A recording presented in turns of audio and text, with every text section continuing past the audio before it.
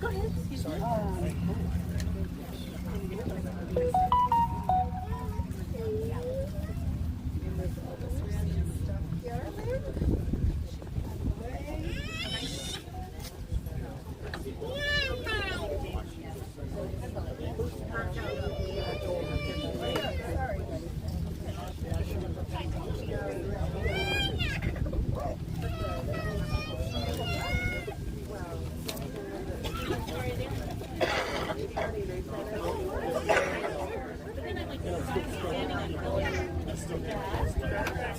No, we're not ready. Not here. No.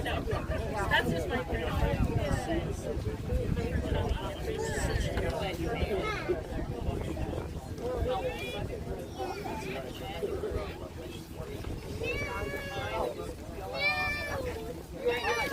Yeah, we've already heard.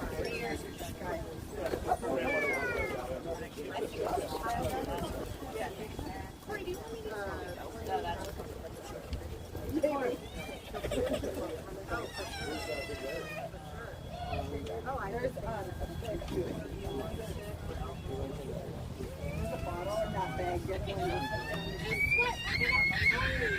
Sorry. The girls have kind of like a squishy smell. There's Julia, in that bag is a pastry.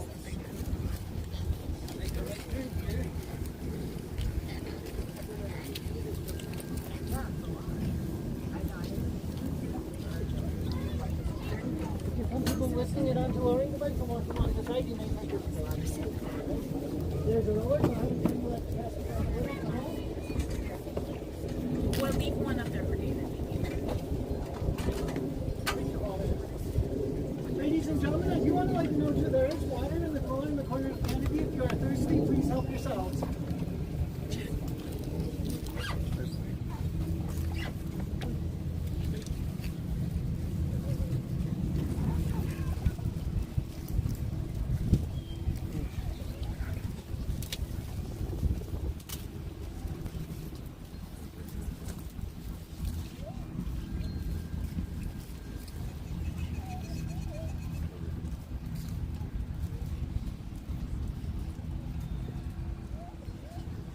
I'd like to begin the service with a reading of the 121st Psalm. This is a psalm of comfort when the psalmist thought about how do I or where do we find God? It's very difficult when you believe in a God that is omnipotent and omniscient and you can't see. Where do we find him? So the psalmist sat down and he pondered. And as he pondered and then looked up and saw the mountains, as we're looking at today, he realized these are God's creations, and this is where we find God, all around us, in the trees and the grass and the mountains, and especially being in this beautiful garden where we are surrounded by God's presence. We realize God is there to give us the comfort that we need to go through this difficult time. Esa einaim el hehari me'ayin yavo Ezri me'im Adonai ose shamayim va'aretz. I will lift up mine eyes unto the mountains. From whence shall my help come? My help cometh from Adonai, the maker of heaven and earth. The Holy One will not suffer thy foot to be moved. Adonai will keep you and will not slumber. Behold, the one that keeps Israel neither slumbers nor sleeps. Adonai is our keeper. The Holy One is thy shade at thy right hand. The sun shall not smite thee by day, nor the moon by night. The Eternal One shall keep you from all evil. Your soul will be kept. The Holy One shall guard your going out and your coming in from this time forth and forever. I'd like to read some words of comfort.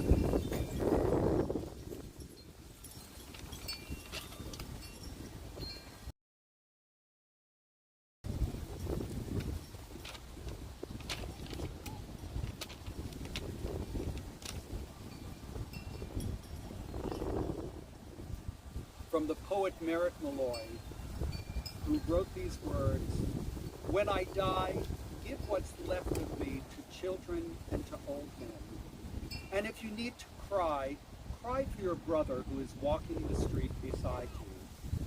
And when you need me, put your arms around anyone and give them what you would give me. I want to leave you something better than words or sounds. Look for me in the people you know and love. And if you cannot give me away, at least let me live in your eyes and not in your mind. You can love me best by letting hands touch hands and by letting go of children that need to be free. Love doesn't die, people do. So when all that's left of me is love, give me away." And these words are words that we need to think of when we think of the loss of our loved one. Fran was a woman that touched all of our lives and meant so much to us. And when we think about who she was and what she meant in our life, we know that these feelings are in our heart and those never go away. I'd like to share the words of Proverbs with you. Proverbs 31 speaks of a woman that is known as the Eshet Chayil, the woman of valor. Eshet Chayil mi yimsa, a woman of valor who can find, for she is more precious than fine pearls. Her husband trusts in her, and he has no lack of gain. She does him good and never harm all the days of her life. She perceives that her labor is rewarded. Her candle burns on into the night. She reaches out to those in need and extends her hands to the poor. She is clothed in strength and dignity, and she faces the future cheerfully. She speaks with wisdom, and the law of kindness is upon her tongue. Her children rise up and call her blessed. Her family sings her praises. Many daughters have done valiantly, but you excel them all. These words were written hundreds of years ago, but they speak of Francis Shapiro, an Eshet Chayil, a woman of valor, who was not only there for her family and friends, but reached out to the community as a social worker and touched the lives of so many people.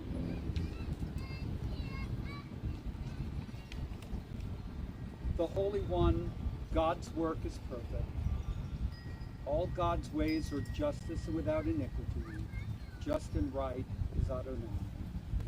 Who can say unto the Holy One, who gives life and brings death, what mortal can demand, what have you wrought? For you alone, O God, doth righteously apportion life and death. For in your hands are the destinies of all souls. You will now not forget us. Your mercy will surely abide with us. Blessed are you, the judge of truth, who dost ordain death, but summon us to life. Even in our sorrow, O God, we trust in your love. Therefore we do not complain. We know that you are righteous and that your judgments are just. O God, whose wisdom is infinite, whose power is supreme, who understands our needs, help us to find courage at this time of trouble, so that we may declare with a perfect faith that the Holy One is our rock, in whom there is no unrighteousness. Adonai Natan v'Adonai Lakach, Shem Adonai Mubarach. God has given and God has taken away. Blessed be the name of the Holy One. I'd like to share some words with you, the words of Ecclesiastes. These are words that you may have heard before, but they are so appropriate at this time to remind us that there are different seasons, and this is the season that we come together. For everything there is a season and a proper time to every purpose unto heaven. There is a time to be born and a time to die, a time to kill and a time to heal, a time to break down and a time to build up, a time to weep and a time to laugh, a time to mourn and a time to dance, a time to throw away stones, a time to gather up stones, a time to seek and let there be things that are lost, and a time to find, a time to rend and a time to sow, a time to keep silent and a time to speak. And this is the time to speak about Fran, a woman who we loved so dearly, beloved wife, mother, grandmother, sibling, and friend. Our arms are outstretched to the family who mourn, to Maury, to sons David and wife Erica, to son Sean and wife Corey, to sister Elaine and husband Peter, to sister Paula and husband Bob, and to the grandchildren Samantha, Jack, Scarlett, Lila, and me, as we offer our sympathy, our comfort, and our love at this time of loss. As we reflect back upon the life of Fran Shapiro, we see a woman who was a wonderful mother. In her younger years, she worked retail so that she could spend time home with the children. And later on, while she was with the children, studied for her master's degree in social work, and then did this for the rest of her life until she physically was unable to do this. And I was trying to figure out the year. She did this up until the time she was about 70. And she was out there just stretching out her hand to people who needed her. This is who she was as a person. She worked for Magellan Behavioral Health, and then later on opened up her own company and had her own private practice until the stroke was something that just kind of slowed her down and she wasn't able to do this anymore. Her family was so important to her. She loved her family. She loved her family coming over for holidays, whether it was a Passover Seder, whether it was Thanksgiving, or just a social time at her home. The door was always open. People were welcome there. They always felt comfortable there. She was one who loved her grandchildren. They were just so precious to her. And she was always giving them little treats. And the funniest story is when she gave the treats, I think it was to Samantha when she was young. She wasn't eating regular food yet. And now she's with Samantha, and now the baby comes covered in chocolate. David said, "What'd you give her?" He said, "Just a little sweets." "Mom, she hasn't even started eating regular food yet, and you're giving her chocolates." But that's the Jewish grandmother, the mother that she was. And we think about this and laugh. And when you think about some of your grandmothers, my grandmother included, same thing. We would have her in the back seat of the car. We'd turn around, the baby's face is covered in chocolate. So this is something that grandmas do. She took her children places that you couldn't imagine, and gave them training in life. Because when you travel and you go to places, and we're not talking about going to San Diego to the beach or going up to Sedona. She took the kids to Thailand and Hong Kong and China and Maui and Cancun. These kids were well traveled. And I tell you, this is something very, very important. I am such a strong believer in that. Because if you can expose kids to other cultures and show them other parts of the world while they are young, when they grow up, they have such a different perspective on life and what the world is like because they've seen so much. This is the most invaluable gift that you can give someone. Fran was an active person and an avid tennis player. And I truly believe that it's her activity that kept her going up through the age of 70 working, because she was active. She wasn't sitting at home saying, oh, I have aches and pains, oh, I don't feel well. And heaven knows, when I get together with some of my older friends, the first subject is, so what hurts you and which doctor have you been to? And usually I stop the conversation and say, we need to talk about something else other than aches and pains. We all have that. We don't need to hear about it. She was an active member of the synagogue back in Los Angeles, who was also on the board of Far Zion. And were it not for the stroke, she would still have been going on. But unfortunately, the stroke debilitates you, and then you're subject to all kinds of other illnesses. Animals were something that she adored. And she had 2 border collies. I believe their names were Jax and Jilly. And these were things that she loved. And I have a warm spot in my heart for people that love animals, because if you love animals and have compassion for animals, you have compassion for people. And obviously she did, as she chose social work to be her profession. We remember a woman who was dynamic, who had so much to offer to everyone. She gave her love not only to her family, but to the people she touched in her social work practice, to her friends, and anyone who came in contact with her. She was always one that could be counted on. And when you think about her life, we live physically and we live spiritually. And she had a very good soul inside of her. We refer to a person like that as a gute neshama. She had a good soul, a good heart. And this she shared with others. We remember all that she did and all that she meant to us and how much she touched our lives. And this will live on forever. May your life be a blessing to all of us, and may we always remember kindness, fondness, and carry this love on in our heart so that we may share it with others. Now I'd like to call upon Sean to share some remembrances.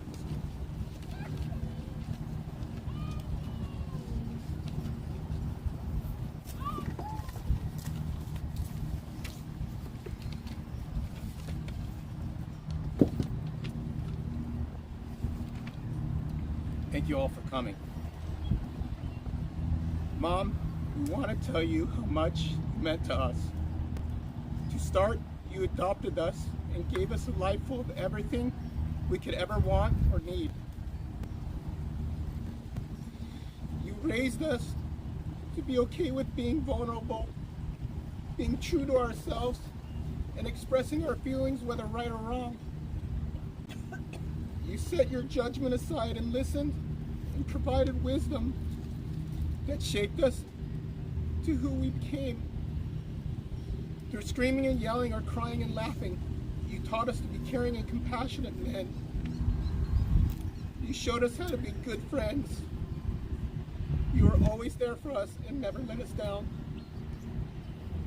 You created an environment we could tell you anything. You taught us what love really meant.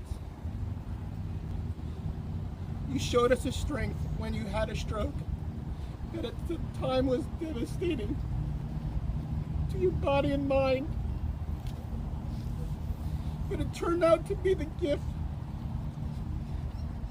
for us to learn compassion, tolerance, fortitude, and maturity, and true value of family.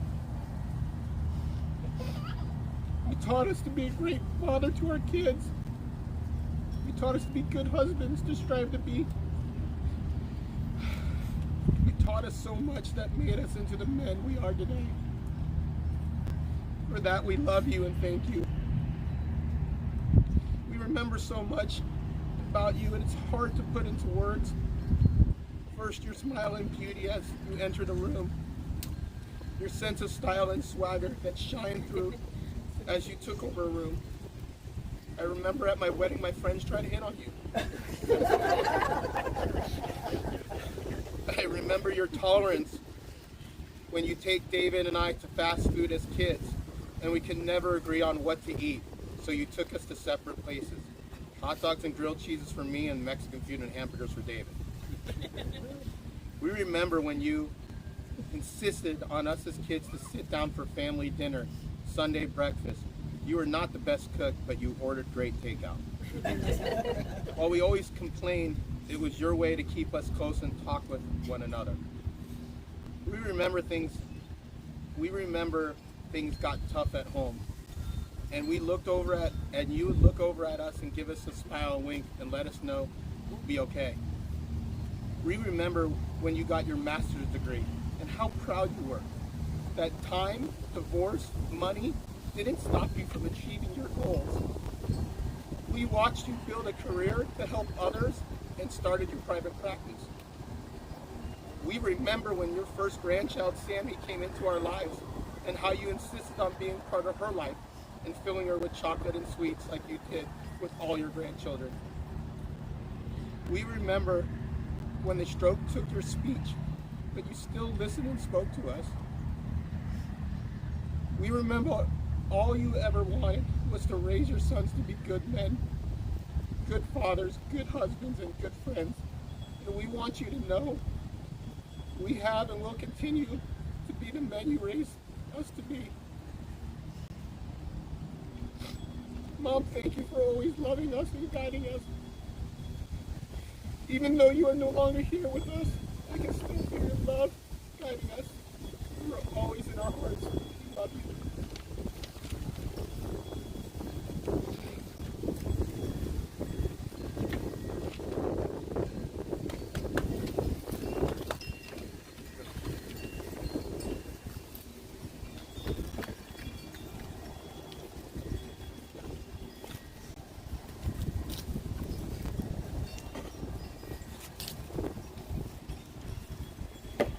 Well, I got big shoes to fill, and I'm sorry, but I'm not going to be able to do that much.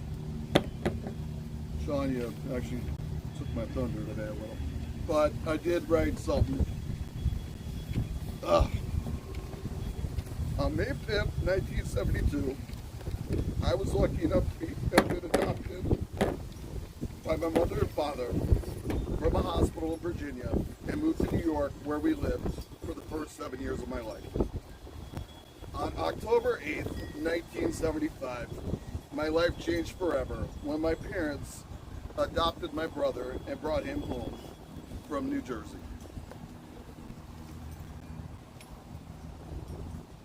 In 1980, we made our first move from New York to Minnesota. After that, we also then moved to California, Arizona.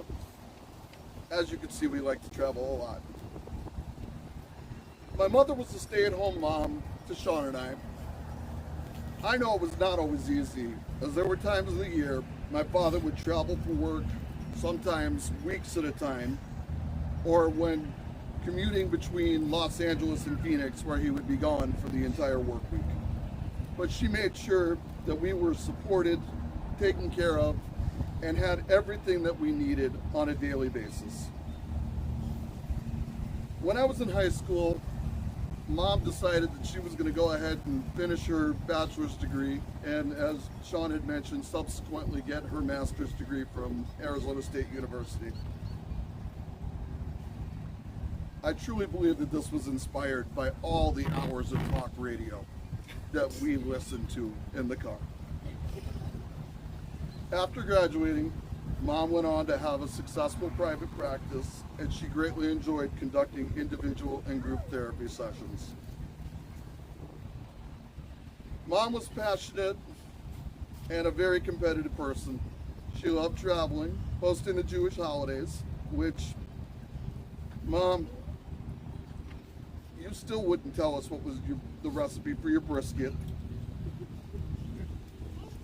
And obviously, you didn't want anyone to know because you never shared, but I can respect that.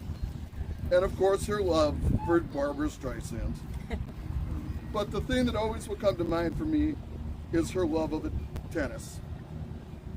Later in life, when tennis became a little bit harder, she would go to the gym and she would be there every morning at 5 a.m. religiously. No matter what state we were in traveling, she always had to find either a tennis court or a gym to go work out at. My mother met Maury, in fact, during one of their tennis games. One day short of 15 years. And with that, they also had their two greatest pets, Jax and Jilly. Maury, I could say, Mom loved you without a doubt. Family was also something that was very important to Mom. Whether it be talking with her sisters on the phone, going back east to see her side of the family or my father's side of the family, or hosting people when they came to visit us in Los Angeles or Phoenix. On February 29th, 2008, my mother had a stroke which would change her life. It also proved to me that my mother is a fighter and a feisty woman that would not quit. She adapted to her new circumstances and was able to be with us for 13 wonderful years. I would also like to say thank you to Connie for all. I know you've built up a special bond with all the time that you have spent together. Mom and I had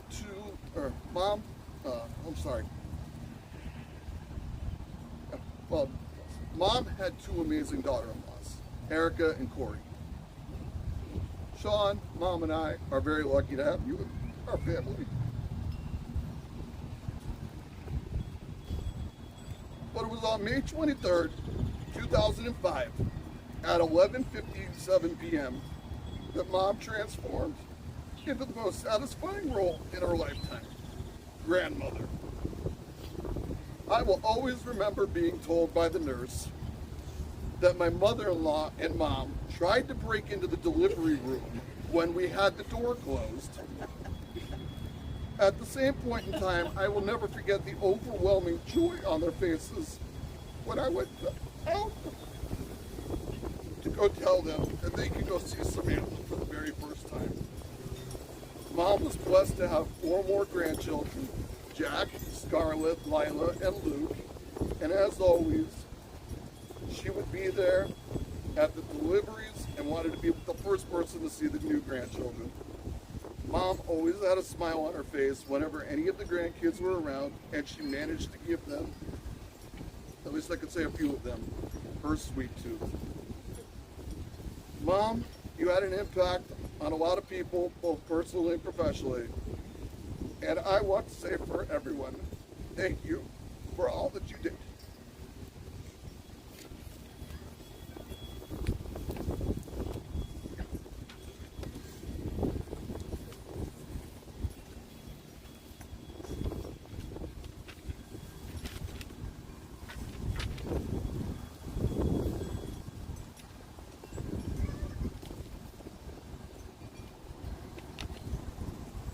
I want to thank both of you for sharing those beautiful with all of us.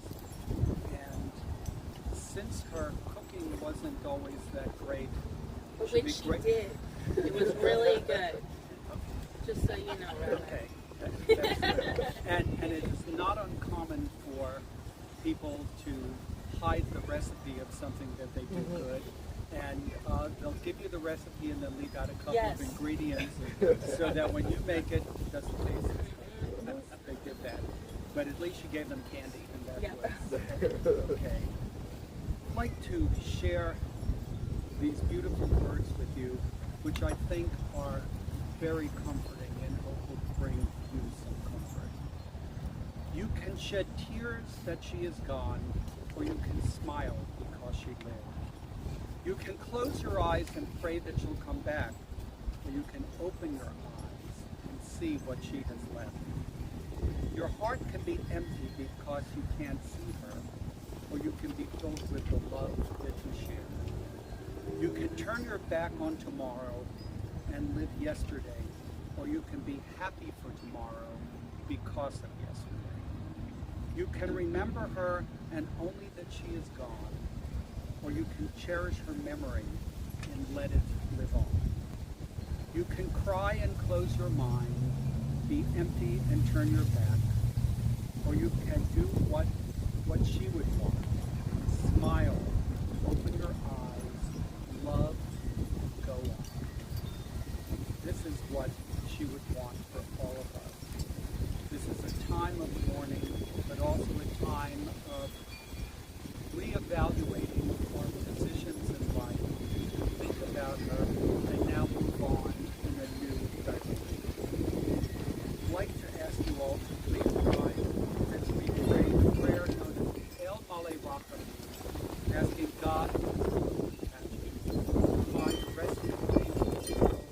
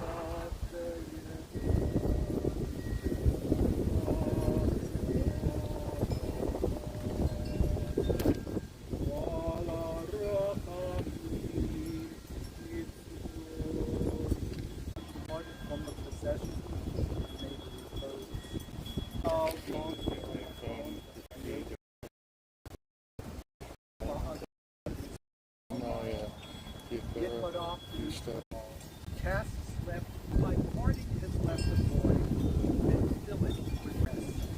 These things will miss. Be not for the time of sorrow, time seemed all too brief, and share with me. God wanted you near. God said.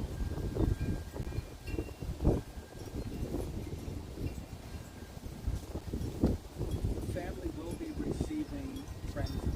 The address is in the memorial folder.